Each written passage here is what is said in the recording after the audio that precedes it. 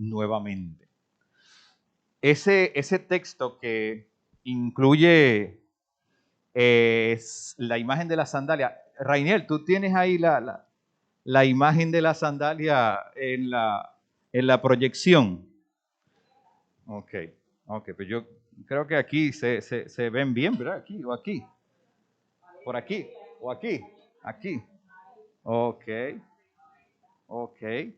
Las sandalias, ¿verdad? Parecidas a la usanza antigua.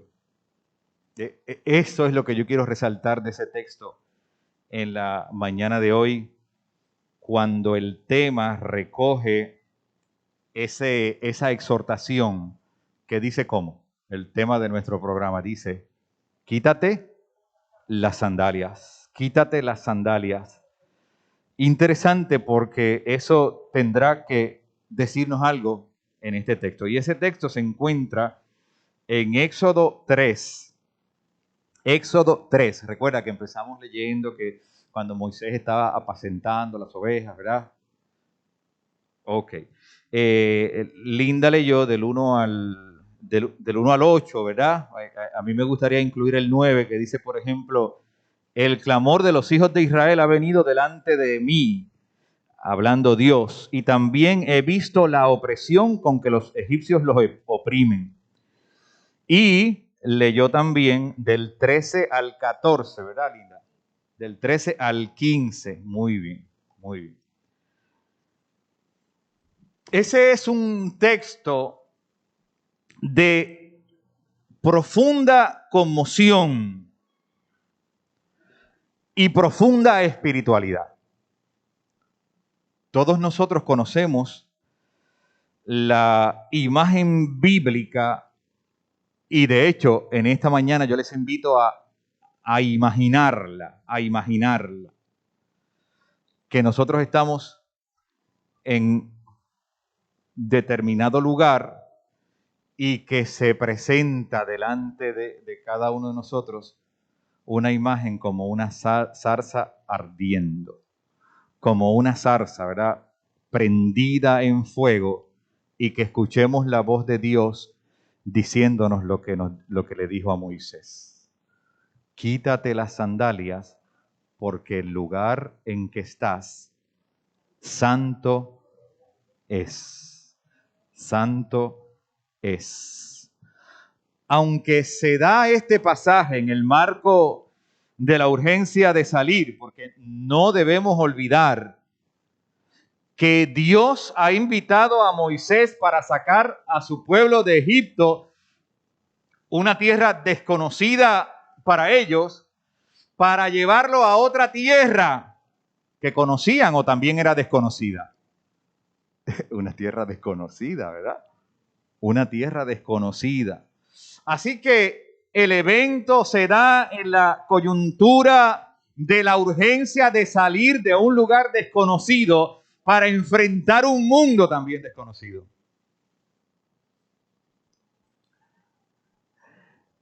Por eso les decía que este pasaje está rodeado de una profunda y conmovedora experiencia espiritual. El mismo es narrado dentro de ese marco de la salida de un pueblo hacia solamente por fe era que ellos salieron para seguir a Jehová. Por el hecho de la fe que les asistía, pero sin saber a dónde iban, porque la tierra que les esperaba era una tierra para ellos desconocida también. Es decir, que en medio de la certeza de la experiencia espiritual que Moisés debió sentir, está el elemento humano de la incertidumbre. Y si algo yo quiero remarcar en este pasaje con la imagen de las sandalias, es que nuestra vida espiritual se da también en dos dimensiones. La certeza de cuando Dios nos habla conmueve nuestro espíritu. Cuando hay una voz que viene del cielo, no hay duda de que es Dios que nos habla, y Dios permite que a través de nuestro espíritu, alma y cuerpo podamos reconocer que es su voz hablándole a nuestra vida. Eso es así. Y no lo ponemos en tela de juicio. Sabemos que es Dios. Lo que sucede es que a veces le hacemos caso y a veces que no le hacemos caso. A veces respondemos y a veces no respondemos. A veces nos interesa y a veces no nos interesa. Pero en nuestro hondón, en lo más íntimo del ser, sabemos que hay un Dios que está convocándonos a algo. En este caso, la tremenda tarea de sacar a un pueblo de un lugar a otro. Desde mi punto de vista, amada iglesia, este formato en la redacción de Éxodo. Recuerde que Éxodo lo escribe alguien después que ha transcurrido el evento y está tratando de describir lo que tiene en su mente, ¿no? Así que le da la forma que entiende que es la más adecuada. Este formato en la redacción de este libro tiene una intención muy perspicaz y no perdamos de vista que en este llamado espiritual al Dios de mostrarle a Moisés su gloria, según el relato, Dios no tiene la intención de que Moisés se quede extasiado en un momento de conmoción espiritual. Esa experiencia va a ayudar a Moisés para salir a la tierra prometida. ¿A cuántos nos habrá pasado algo similar? Que escuchamos la contundente voz de Dios y que a través de los días y de la experiencia podemos confirmar que esa voz haya sido porque Dios tenía un propósito más adelante que posiblemente no nos haya revelado, pero sabemos que Él es el que nos invita. Sabemos que Él es el que está dispuesto a acompañar. Pero ¿sabe qué? ¿Sabe qué? Que eso también, además de la incertidumbre, está rodeado de dificultades. Las que conocemos del faraón y su resistencia para dejar salir a su pueblo, pero además, aún después de Moisés haber tenido esta experiencia, cuando usted sigue leyendo el capítulo y continúa hacia el capítulo 10, se da cuenta que Moisés puso todos los argumentos que podemos poner como excusa para resistir ese llamado. No se parece a nosotros. Es distinto a nosotros. Es distinto a nosotros. ¿Verdad que sí? Mira, yo no sé hablar. Y si yo voy allí y no me creen, ¿qué hago? Porque eso puede pasar, me imagino yo, él discutiendo con Dios. No te preocupes, tú tienes un hermano que habla, que sabe hablar, ¿verdad? Que sabe hablar, yo lo pongo al frente. Mire, Dios hace lo que sea para cumplir su propósito. Lo inverosímil es que el ser humano a veces sea tan cabeciduro para no aceptar que esa voz es la de Dios y responder con afirmación a ese llamado. ¿Sí o no? ¿Sí o no? Mire, Dios estaba luchando con el pueblo y sabe la expresión que usó, que era un pueblo de dura cerviz. No es igual a cabeciduro. Sí. Resistentes a la voz de Dios, pero como la voz de Dios es irresistible, Moisés no pudo contra Dios y le dijo, bueno, si tú lo dices, aquí voy. Porque es por fe, no necesitamos certidumbre. Lo que necesitamos es obediencia y mirar que aquel que está delante de nosotros se llama Jehová, que es el yo soy, que se presentó a Moisés. Y eso es suficiente, porque el ser nos basta. El que nos invita se llama Jehová, el Dios yo soy.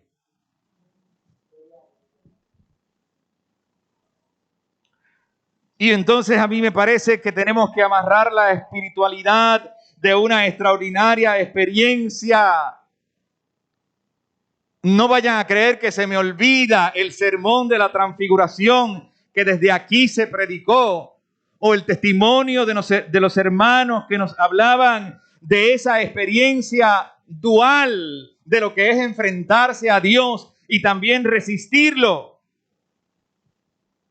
No se me ha olvidado eso, porque Dios tiene una secuencia en la que nos va hablando y remachando un mismo mensaje. ¿Usted lo cree o no lo cree? ¿Verdad que sí?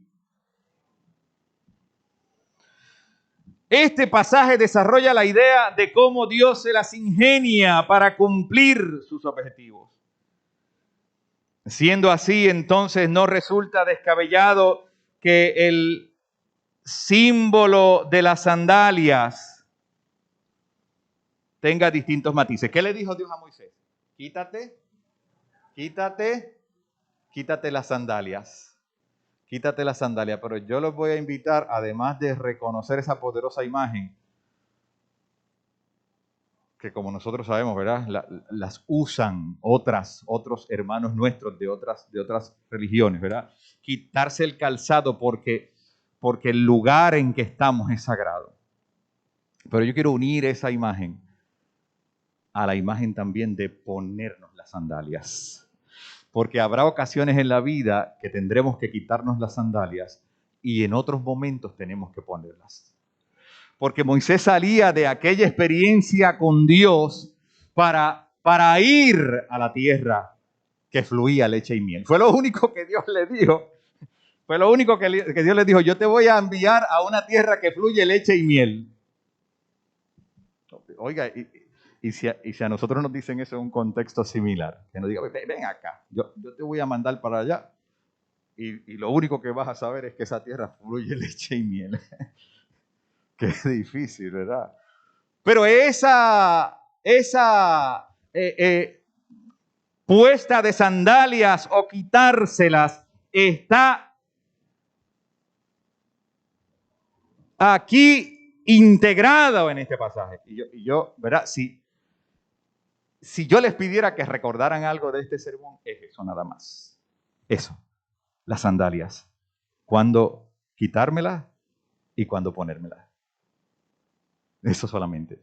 Y yo sé que la reflexión va a venir de manera espontánea. Entonces, la pregunta es, en un contexto de guerra, de migración universal en todas las direcciones y de opresión de la vida en su sentido más íntegro, parecería que Dios está hablando de las mismas cosas con diferentes nombres. Parecería que Dios nos está hablando hoy en nuestra realidad, aun cuando esta historia tenga tantos cientos de años. Parecería escuchar la voz de Dios en el templo de Villa Andalucía, en la coyuntura de la esperanza que nos da la consagración de una niña que comienza a vivir y de un culto reconociendo las misiones que Dios nos está hablando con una nueva voz, como si nos estuviera diciendo: es tiempo de ponernos la sandalia, porque ya hemos estado sin ellas en mi presencia, han escuchado mi voz, los he llenado de mi espíritu y de mi gracia, y ya hay provisión para quitarse las sandalias.